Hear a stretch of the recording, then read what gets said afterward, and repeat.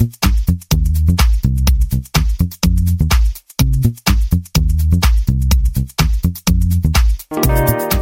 everyone, welcome to the 241st episode of the Internet of Things podcast. This is your host, Stacey Higginbotham, and your co-host, Kevin Toffel.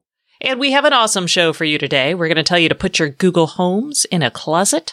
We are going to find out what your devices are doing while you're sleeping.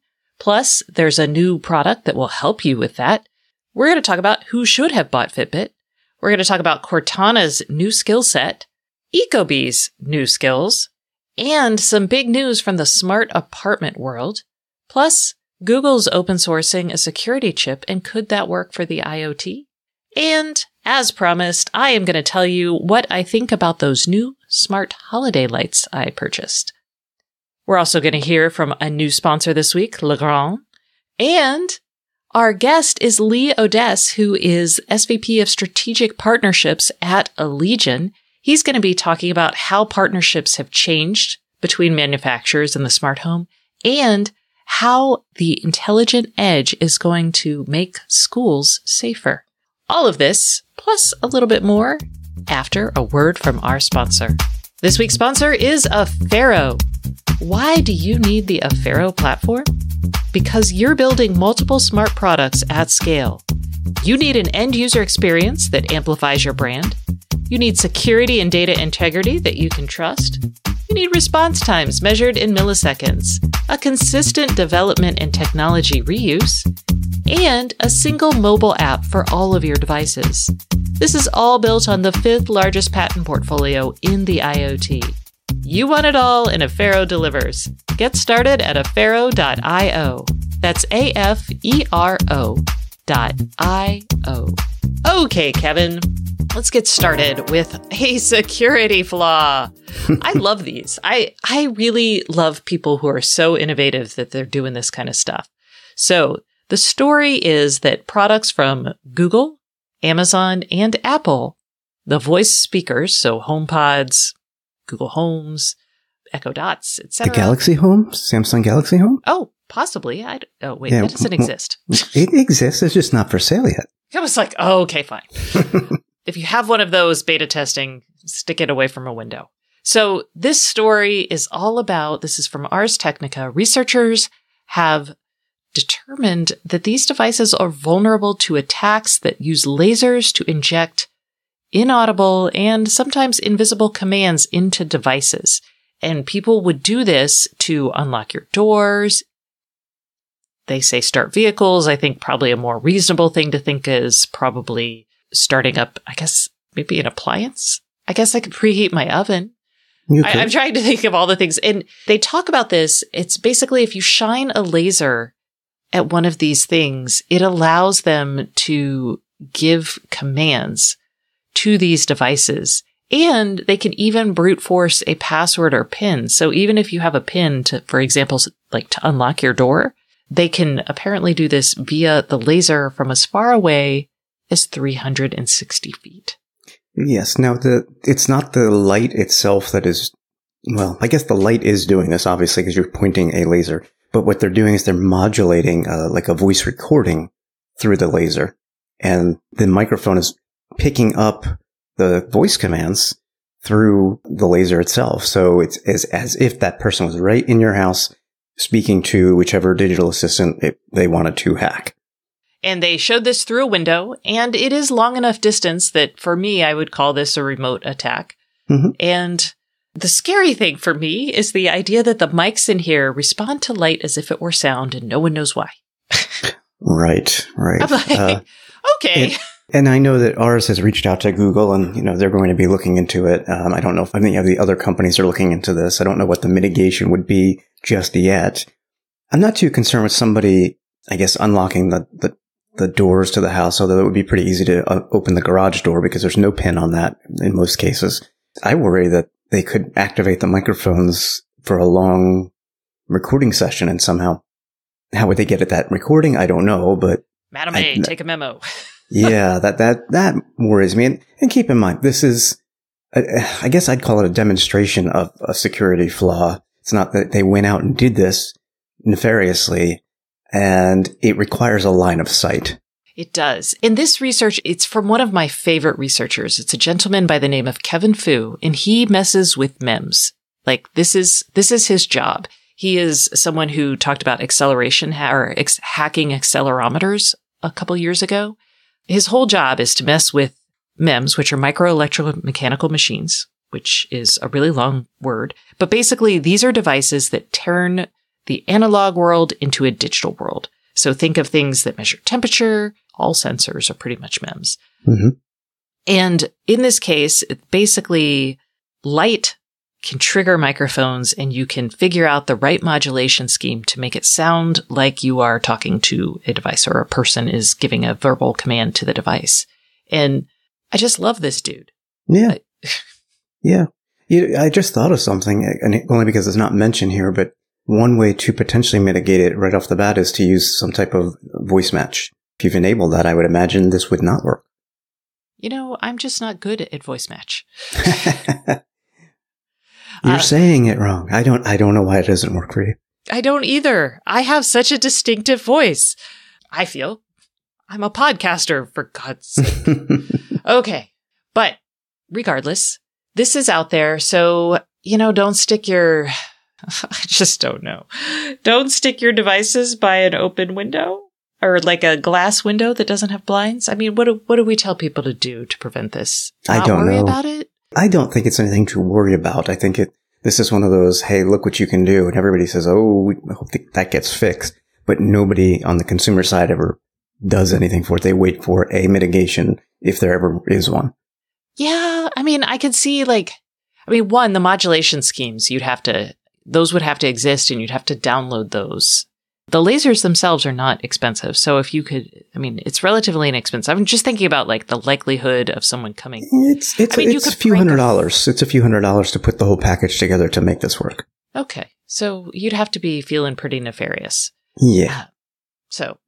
Quite honestly, if you have a smart home and you've got smart door locks and so on, chances are you may have notifications on for when somebody comes home.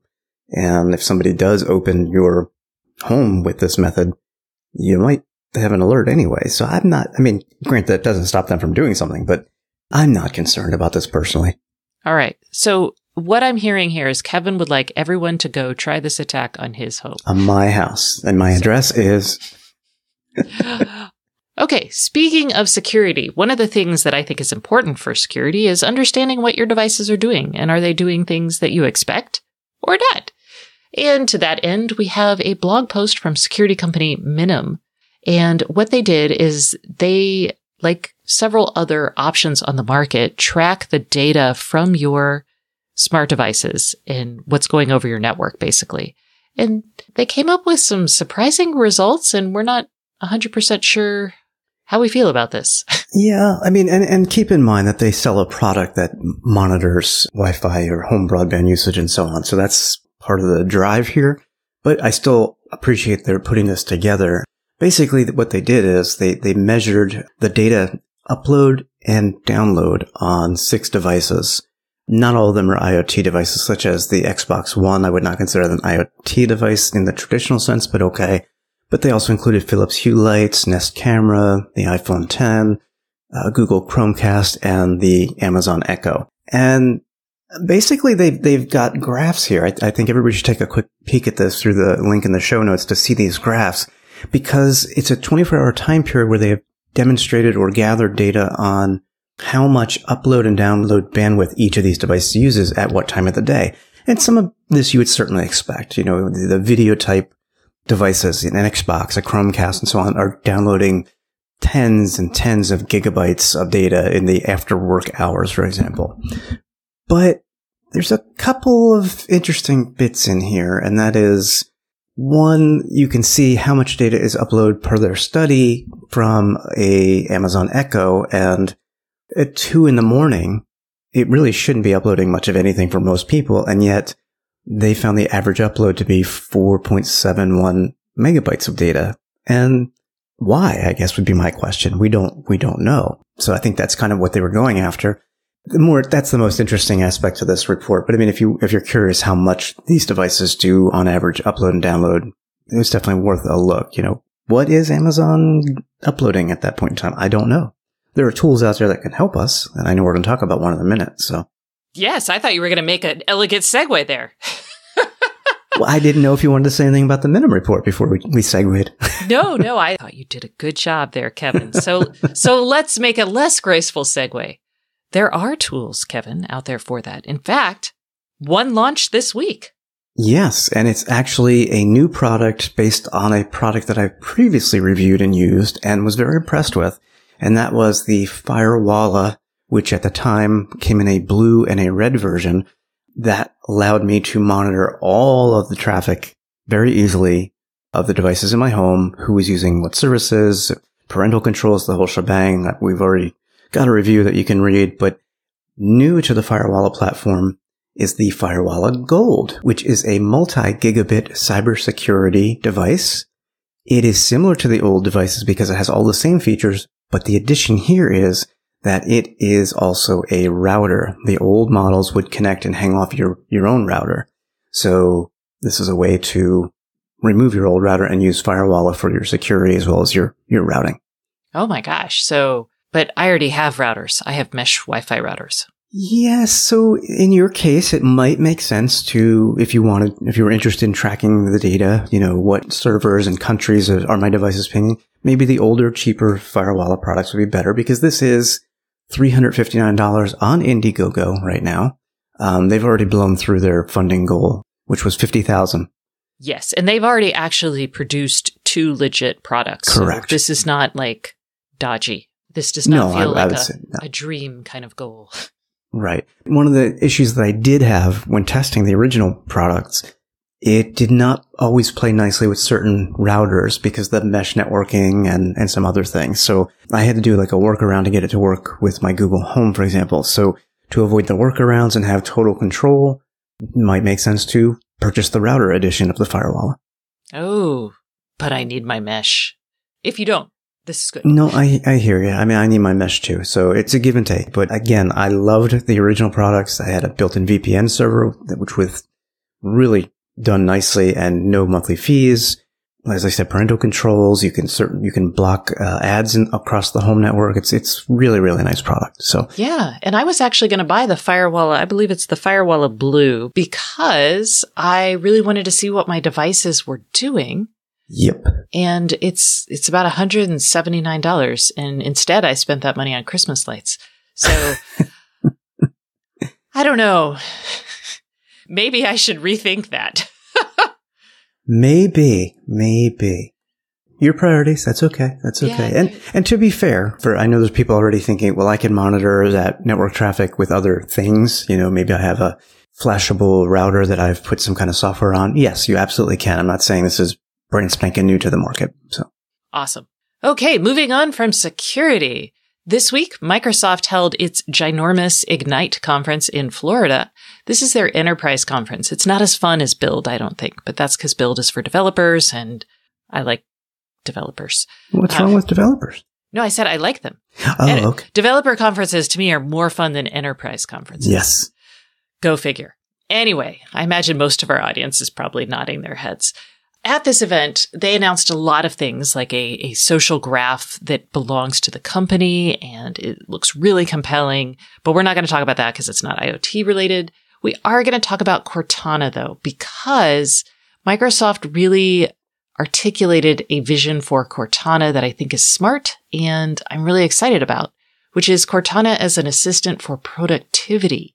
And we've long been thinking, what is the role of Cortana, right? Once we had Amazon and Google and other companies start launching these digital speakers, Microsoft got in with Cortana, and they had a deal with like Harman Kardon to make this cool speaker thing that, I don't know, did anyone buy it? Someone must have bought it somewhere.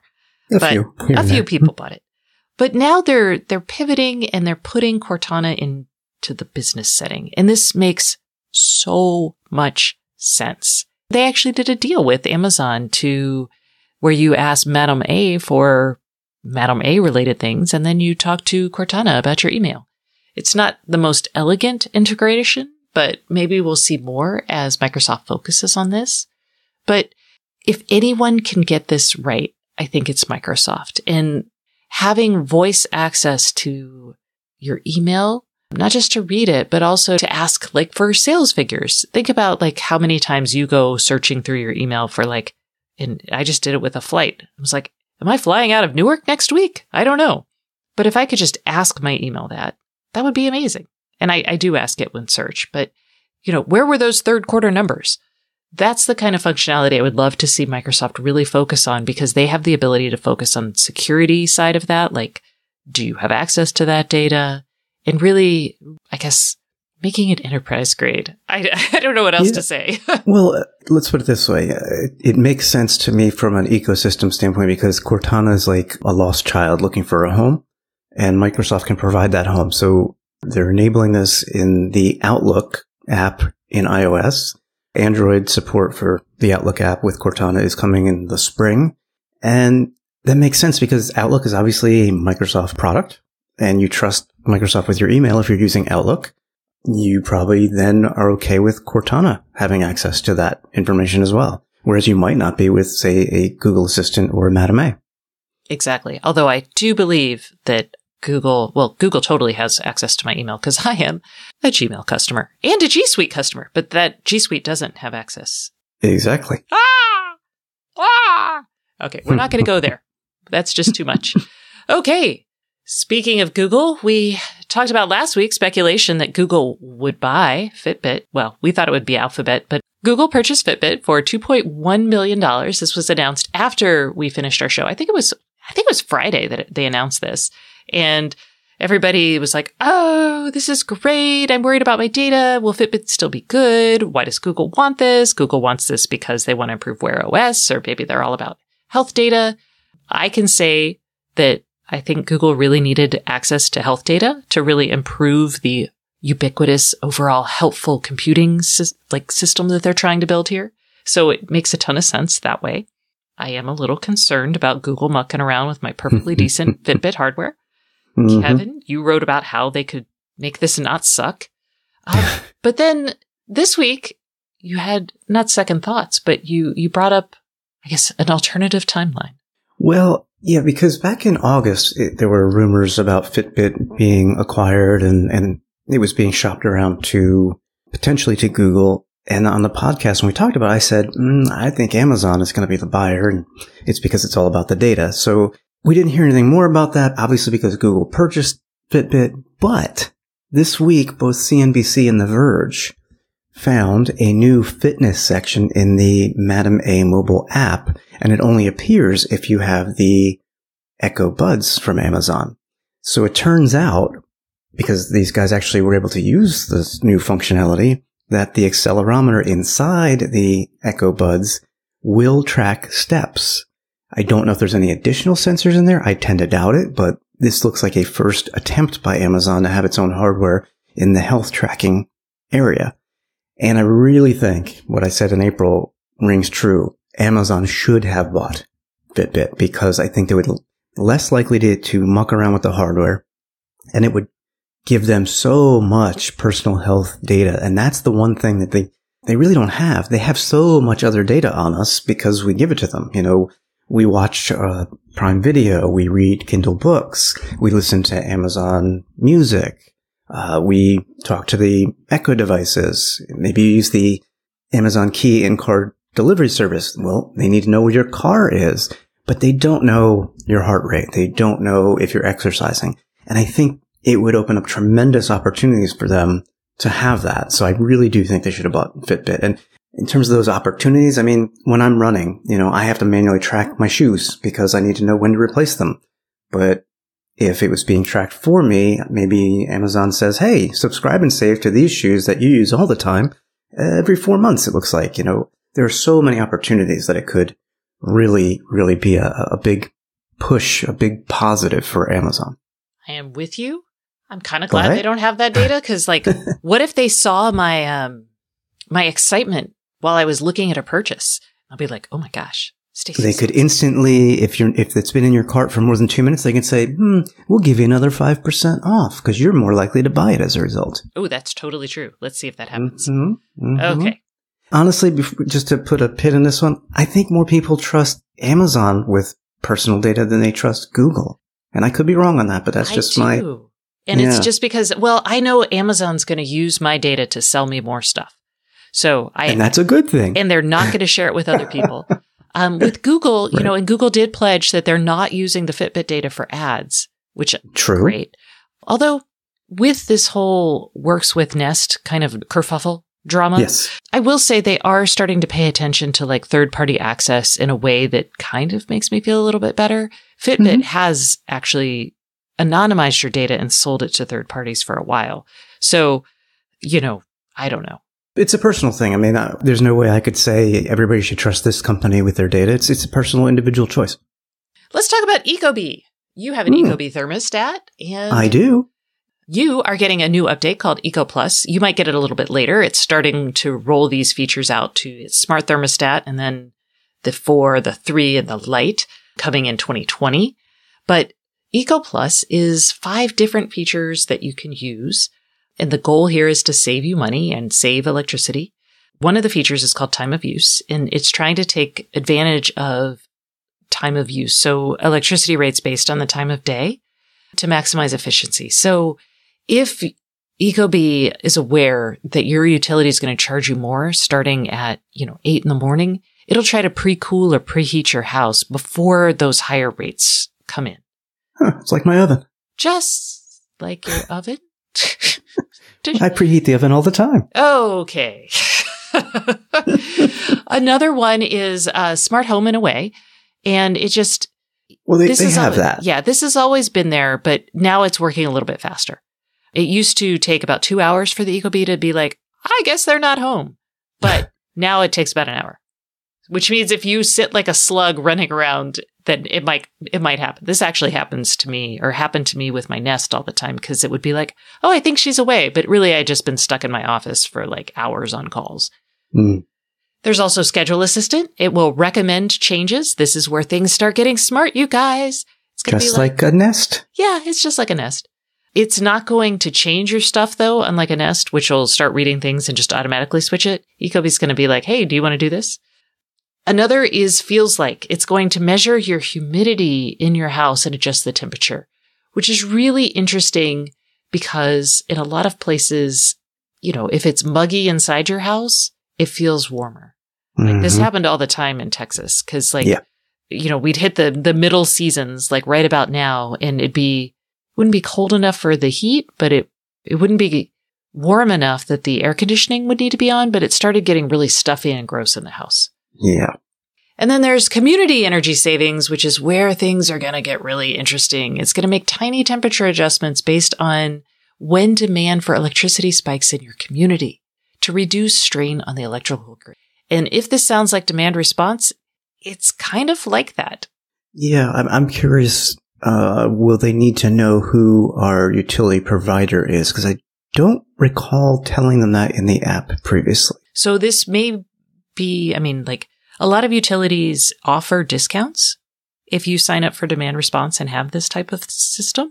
So that's how they're getting a lot of this data, but they're also extrapolating it based on other people in your area who have Ecobee thermostats. Right. So good features. These are good features. And again, Ecobee thermostats are my favorite thermostats. I'm not going to lie. Same here. So I have tried a Nest. I've tried some Honeywells. The Honeywells are good. I think the Honeywells might be a little bit more accurate. I've tried the Lux brands. I've tried a lot of thermostats, you guys, and Ecobee, they're good stuff. And they're such nerds at the Ecobee. Like the Ecobee people, like they are HVAC nerds in ways that are just astonishing. In a good way. In a good way. Okay. Speaking of Nest, actually, after the Works with Nest kerfuffle, we heard that builders aren't using it. People hate it. But Google they are actually launching a pilot with Greystar, which is the nation's largest apartment operator, to put Nest hardware in their apartment units. So it's going to be thermostats, smoke alarms. We have been aware that Google has been interested in the apartment market for a while. So this deal it's only a surprise because we had heard so much about professional and enterprise clients being upset with Google. But Greystar is actually working with a company called Stratus IoT, And they're going to be a neutral third-party platform that manages Google for the apartment complex. So this is a really interesting strategy. So the data coming from these devices will go to Stratus, and Stratus will let people, will handle all of this, and they will secure it, and it's a really good idea. And I'm going to have Felicity, who is the CEO of Stratus, come on the show and talk about privacy in the smart apartment world very soon. So look forward to that. I'm surprised this hasn't been done earlier because it's a lot more effective to sell or integrate hundreds and hundreds of devices into a apartment building as opposed to trying to sell one-off devices to consumers all the time, right? You get big bulks of sale if you're a Google Nest. There has been a lot of interest in this space, and there's SmartRent, there is Stratus, and there is a company called IOTAS, and they've all been pushing themselves as platforms for smart apartments. Right. The new exciting thing here is that Google is their Nest devices are going to be part of this. Because historically, and I don't know this for a fact, I imagine they wanted the customer relationship, whereas the apartment owner does not want to deal with that, right? And Google did not have the infrastructure for something like, I know when Stratus, like when you move into the apartment owner no longer has access to that data, right? You get that data. When you move out, the data goes back to the apartment so they can manage, like, you know, when the apartment's empty, they can deal with things like, hey, maybe the heat doesn't need to be on. Sure. And I don't think Google had that infrastructure in place. No, and I don't think it wants to build out that infrastructure either. So working with a Stratus IoT or somebody like that makes sense. So this will be a pilot that's going on. Yes, and it's starting in Denver. So. Well, speaking of Google, I don't know if folks realize that there is a new partnership that Google has with several companies to build OpenTitan, which, if that sounds familiar, is because Google has developed its own Titan security chip that's currently used in some Pixel phones, the newest Chromebooks, and so on. But OpenTitan is an open source approach to the Titan security chip. And Google has partnered with a bunch of companies here. We'll have to see if they integrate the usage of this chip in products. So some of those partners include ETH Zurich, G&D Mobile Security, Nuvoton Technology, Western Digital, and Google, of course. So the idea here is Titan seems to work fine, but a lot of it is a black box. And by working with partners to do an open source version of at least parts of the chip design and integration, that puts some transparency in place so people understand better what it's actually doing, what it's capable of. You're not going to have full transparency here because I'm sure there's some secret sauce. I think most of the initial implementations, if we ever see them for OpenTitan, will be on the computer side, server side, etc. But don't count out OpenTitan for IoT security. I know I've said for probably 2 years now that I'd like to see either a trusted platform module or perhaps a Titan chip in devices, so that way when they get firmware updates, the device knows it is okay. It is a correct firmware. It has been hacked, altered in any way. That's the whole premise behind Chromebook security. Every time the Chromebook boots up, the TPM says, yep, nobody's messed with it. You can boot up. And if somebody has messed with it, it won't boot up. It'll go to recovery boot. So I would love to see this come to IoT devices.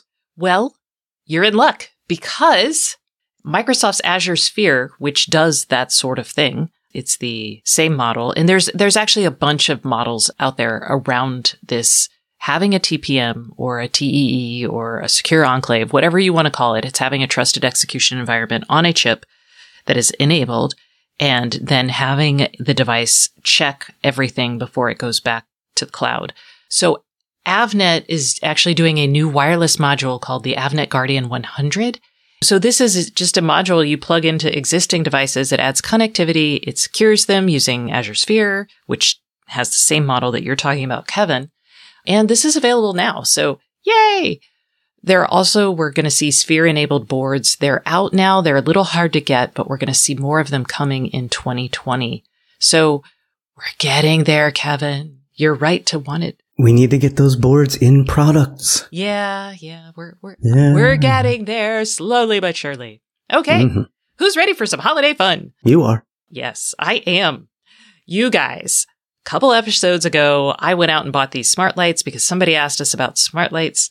And I went out and bought the Twinklies LEDs. And these were actually a Kickstarter from a couple years ago. And they're so fun. This is inexpensive. It connects to my Wi-Fi network and I control it via an app. And it is a string of lights. And you can buy multiple strings in different sizes. So I have the 225 light string, which is enough for about a 6-foot tree. Or in my case, it's a giant window plus a bunch left over. Because that's where I have them right now. And I paid about I think I paid 180, but Amazon now has them for 160 and Target actually has them for 127. So search around for the Twinklies lights. That's Twinklies with a Y, YS. And I'm going to tell you, I've tried some other smart lights. These are really good. The app is pretty friendly. It's very easy to connect these and it's very easy to build. They have a decent assortment of existing, I guess, options with your tree. So there's like rainbows and snow and Halloween lights. But then you can also go out to other user created ones and add those to your screen. And you can design your own. You can do your own in 2 ways. One, you can map out the pixels and like design that way. And you use your phone and it tells you where the lights are and you tell it like what you want it to do. Or you can just like, in my case, because I don't have it on a tree, it doesn't work very well, the mapping feature. Mm-hmm. I have mine out in a straight line. In that case, you can just draw it on and you're drawing it on still in the tree formation. So I was like drawing and trying to see what the results were, but I was very happy with it. The drawing is not incredibly sensitive. Like I didn't count all the lights. Like I don't know if there's 225 individual lights that I'm trying to tweak and I can't do it on an exactly light by light basis, but it's still pretty awesome. And the reason we looked into these at all was because somebody called into the IoT podcast hotline and wanted outdoor programmable holiday lights, not just for Christmas, but something they could use year round and change to their heart's content. So these fit the bill. You have them indoors or out? I have mine indoors. They are outdoor capable. You'll want to look, and I would go to the website and look because they have some indoor only and indoor outdoor lights.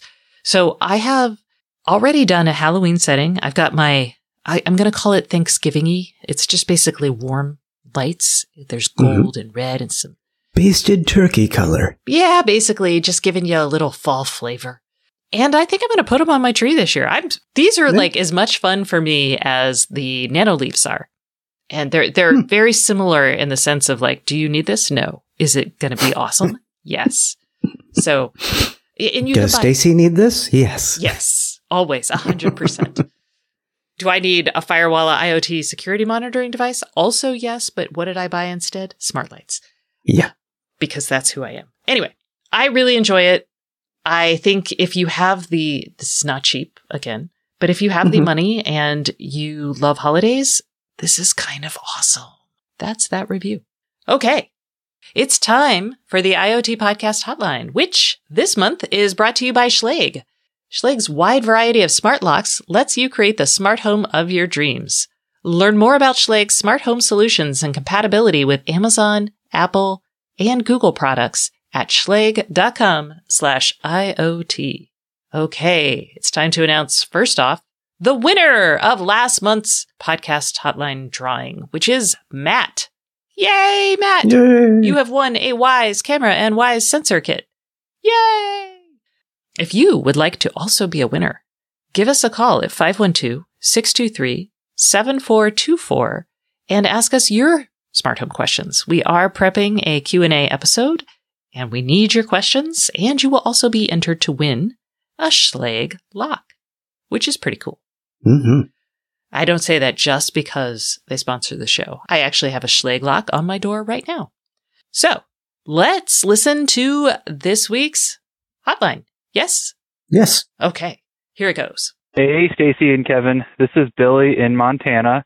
I am calling about smart garage door openers. I currently have a MyQ Chamberlain garage door opener, and while it does work well when you use MyQ app and things like that, it's closed off to any other integrations without paying some kind of monthly fee. And so I'm looking to replace that with something else that might give more local control that doesn't need the cloud. I'm using Home Assistant as my smart home software, and if it integrated into that, that would be great.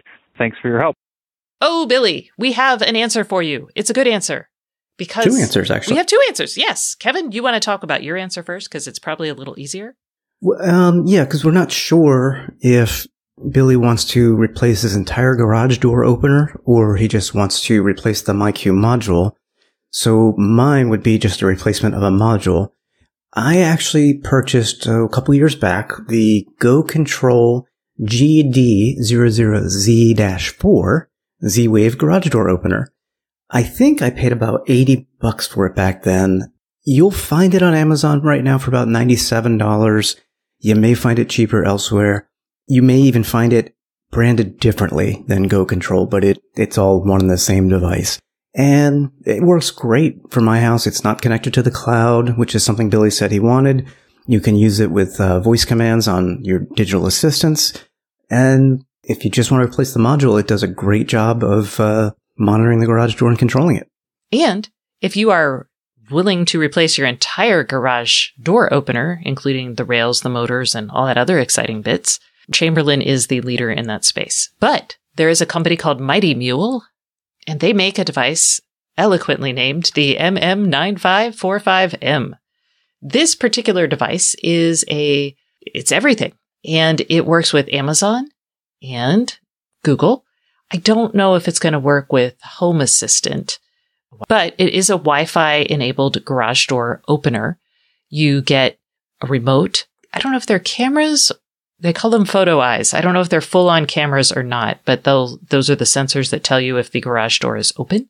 And you can install this yourself, according to them. I don't know. It has all the things you need, like a backup battery, etc., in a garage door, just in case your power goes out and you'd like to get out of your garage. All that fun stuff. So this kit is about $308 on the Mighty Mule store, but people seem to like it, and it would do most of what you need. I'm just not 100% sure about the Home Assistant. Right. I would dig around the Home Assistant site and forums to see. I would also note that Home Depot carries the Mighty Mule online for $287 right now. So, ooh. Mm-hmm. So there you go. You have some options, and hopefully one of those will work for you and get you out of the MyQ ecosystem if you would like. Okay. Y'all, that is enough for this week. Please stay tuned for our guest, Lee Odess, who is at Allegion, who's going to be talking to us about changes in partnerships between smart home device manufacturers and how to build a safer school using the edge. It's going to be good. Hey everyone, we are taking a quick break from the Internet of Things podcast for a message from our sponsor. This week's sponsor is Legrand, a maker of smart switches, dimmers, and outlets. And I have Manny Lynn Harris, who is Senior Director of Product Marketing and Strategy here with me. Hello, Manny. How are you? Great, Stacy. How are you doing today? Excellent. So I know that Legrand had been built on the Samsung Arctic Cloud, and that fairly recently shut down. How did you handle that change to your business without ever affecting your end users? So when we received word that Samsung was discontinuing the Arctic program, we knew that we had to transition to something new and fast. We have an Elliott program, and we have a very large global IoT presence. And concurrently, we were actually building a rigorous IoT infrastructure, including our own cloud, which we built many of the pieces that would be necessary for all of our products in all the different markets we serve and launch over time. Okay, that is a big move. So what does this transition mean for your customers? So developing IoT is really tough. Even big companies like ours in Legrand face challenges like these. The question is, how many companies can keep up with the commitment to the end user under these circumstances? The transition from Samsung Arctic and others are costly and extremely time-consuming changes. Users really just want products they can trust and know are going to be around. At the same time, they want to make sure it's the user experience they originally signed up for. So for our customers, we actually strive to be the partner that they can trust and count on every single day, where our products are used in all of their different spaces, not just for 30 days or 60 days or even a year, for years and years to come. And Legrand being over 100 years old is an honor that we actually carry on our shoulders as employees every day. Excellent. Let's talk about interoperability, because I think that's really important in this area. How are you handling that? So we have built many of the key capabilities into our own Legrand cloud so that now our growing number of customers can have a consistent user experience. As far as the interoperability and rules engines go, Google and Matamé are leading the pack, creating an easy-to-use interoperabilities. So we've really embraced those capabilities that they do so well and have driven our devices to work better through those types of mediums. And we're committed to the end user and providing the user experience that they deserve. This is great. So where can we go to find out more about Legrand? To learn more about Legrand's new cloud and global IoT presence, visit us at legrand.us/smart lighting.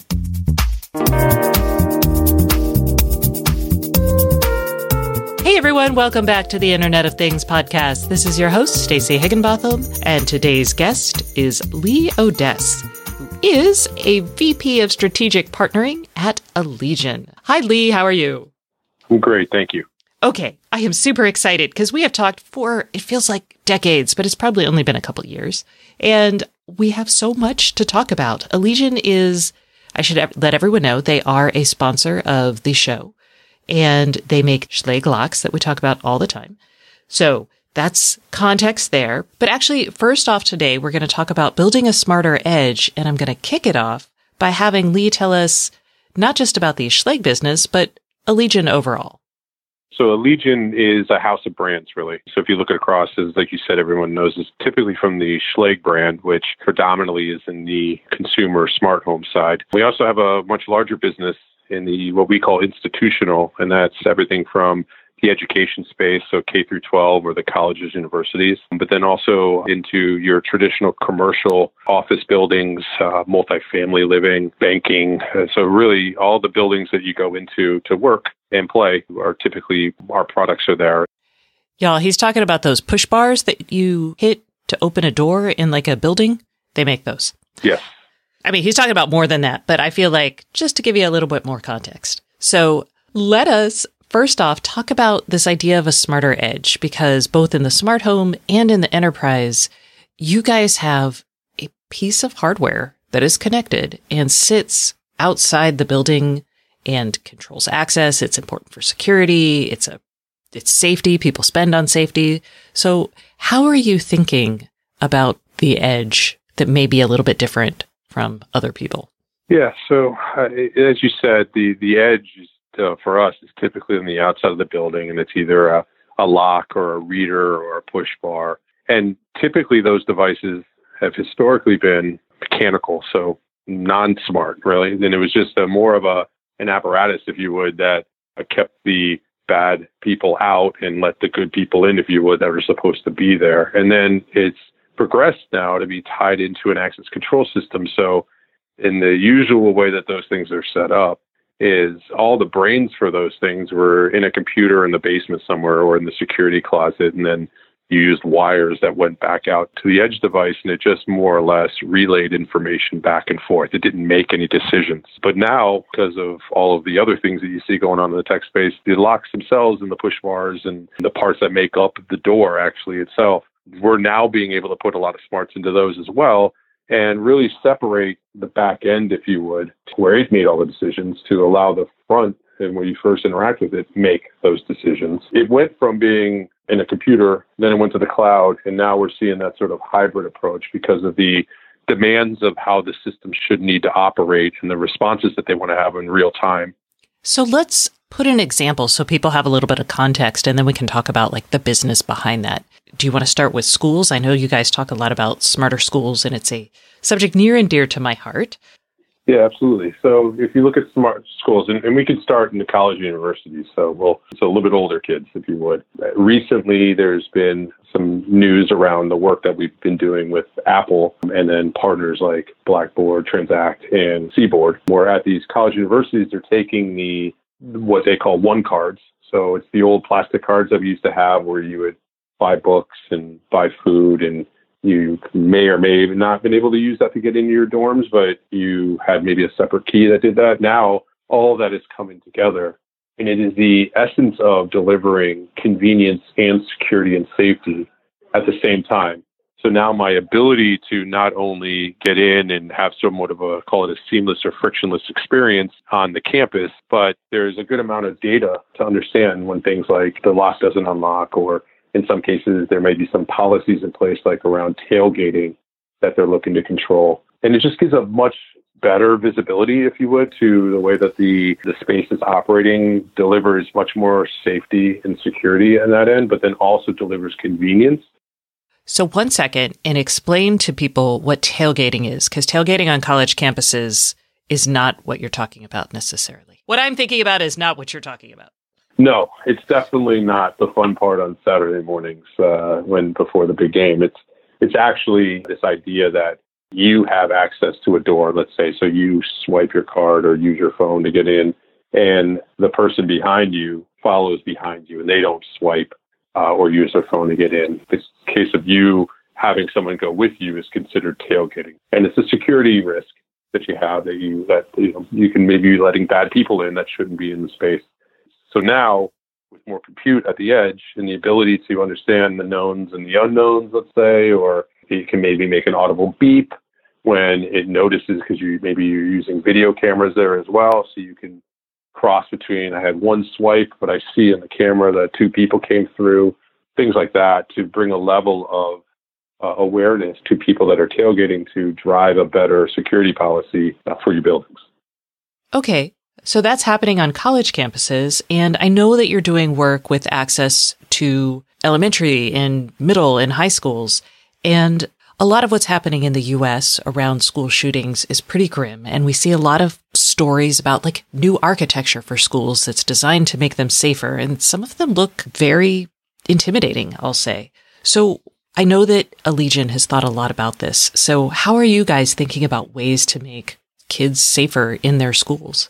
We think about it a lot. It's a decent-sized business for us, not only that, but it's also something that it's part of the duty of the organization if you look at sort of what it stands for and making people safer where they live and thrive.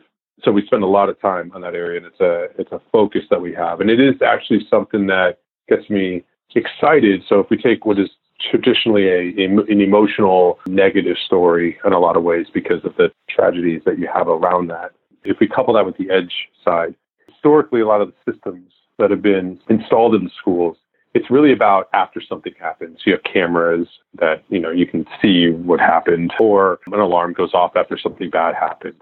And then access control was historically, to keep the bad guys out, so drive inconvenience. What's happening now, though, is that because we're being able to deliver smarter things at the edge and the ability to process data more, you're starting to see preventative type products come to the market. And I've just met a bunch of really interesting startups that are doing a lot of stuff around data, not only just from the internal that's happening on the campus, but then bringing in some of the social type media areas and data from outside the school and coupling those together. And then big companies that we work with and a lot of the partners from an access control side that are using our hardware coupled with their software to deliver a much more dynamic response at the front end versus just on the back end.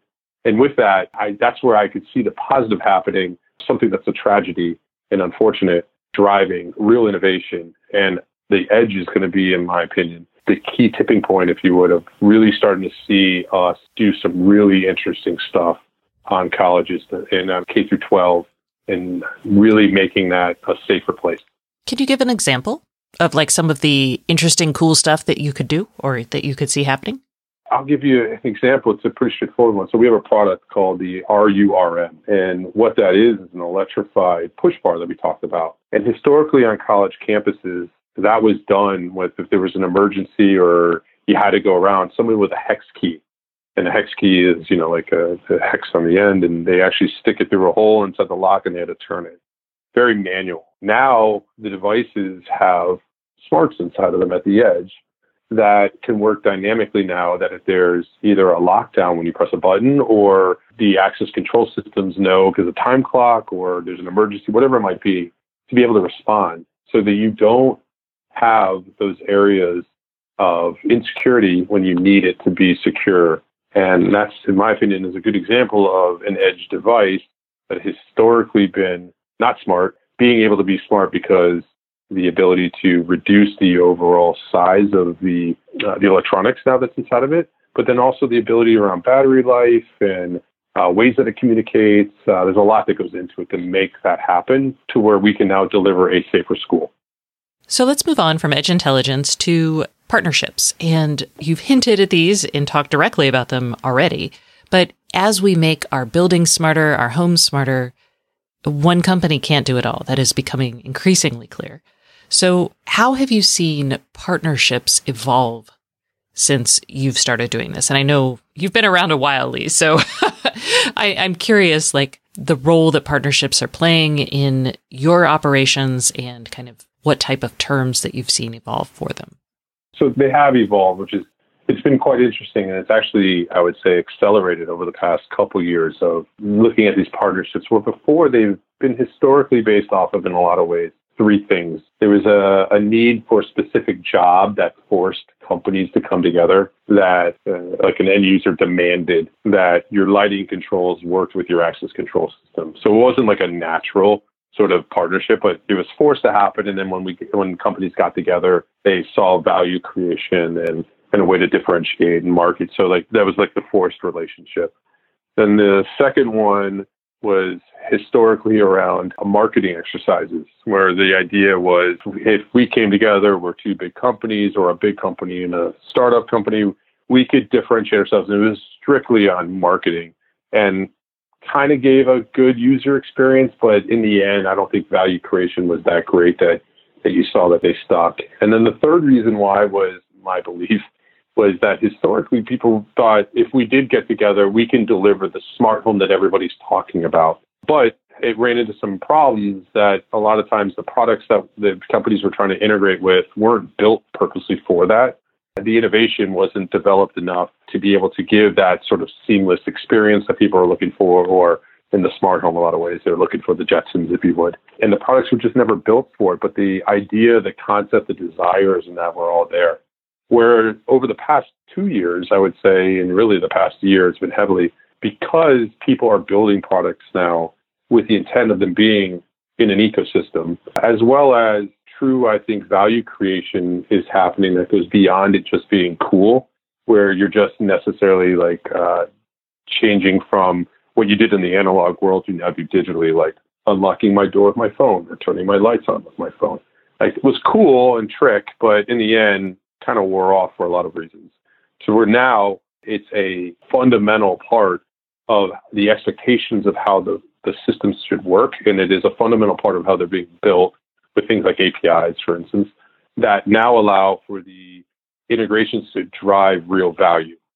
So when you're sitting there negotiating these partnerships, because there is, I don't know if people understand on the back end what is happening, what are the issues that come up the most? I think of things like right now with Google having killed the Works with Nest program, are there now discussions about longevity and what you can expect from a partner? Do you talk about data sharing? What are some of the issues here? Is it just, here's how my API will talk to your API? It's evolved beyond that now. I mean, I think there was a little bit of that at the beginning. And it also depends on the companies that you're working with. There's some companies have clear point of views on what matters to them or what they're trying to do. And others are they're on a land grab expedition.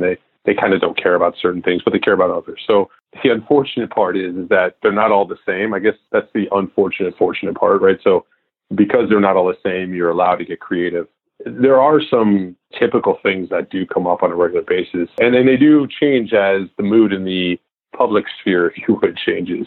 Like historically, early on, it was really straight monetization type conversation, right? Because everyone was trying to figure out how are you going to monetize, and no one kind of understood how to do that because the marketplace didn't live with it yet, so they didn't know. So that's not been as much of a conversation as it has been historically. Of course, privacy and data right now is a big one, rightfully so. The marketplace is demanding it. The companies are paying attention to it, and I would say majority of them are doing it for all the right reasons, and that's a positive thing.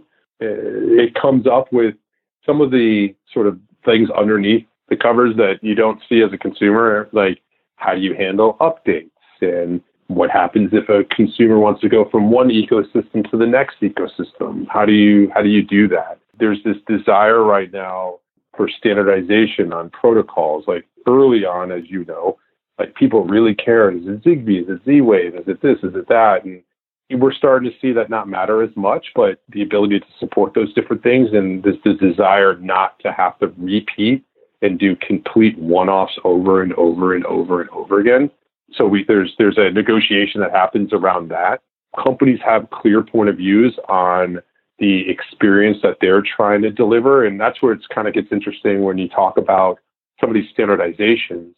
Everyone tries to be a little bit careful on delivering consistent experiences, but then not making everything vanilla ice cream for everybody, because I don't think the market wants that. The companies don't want to do that. But the underpinnings of why people want to do it, there's alignment on the reasons why you want to have some standardization. So we balance those things. And that's done a lot through business terms and agreements and negotiations. And then we get to execute. Okay. Anything coming up as a new trend for things you're seeing when you're negotiating with partners? Like, are there specific terms around privacy? Are there, I have no idea, deleting your data after a certain amount of time seems to be an important thing. I don't know what you guys are thinking of as a manufacturer that matters to you that may be new. You know, you've got the impacts of like GDPR and the stuff that's happening in California, of how that works and comes together. You know, there's a cognizant understanding of trust in the marketplace and what that means. So everyone's cognizant of that trust and what that relationship looks like. A lot of times with these companies and with us, it's not just lip service around, you know, the consumer and understanding what's best for the consumer and working to deliver that. So the trends where, you know, I would say early on, and not specific to my company now, but just in the overall marketplace, it was primarily more about gadgets, and the concerns around gadgets weren't as great, if you would, with products that now are called utilities in the home that you deal with on a daily basis, and the relationship that you have with the consumer.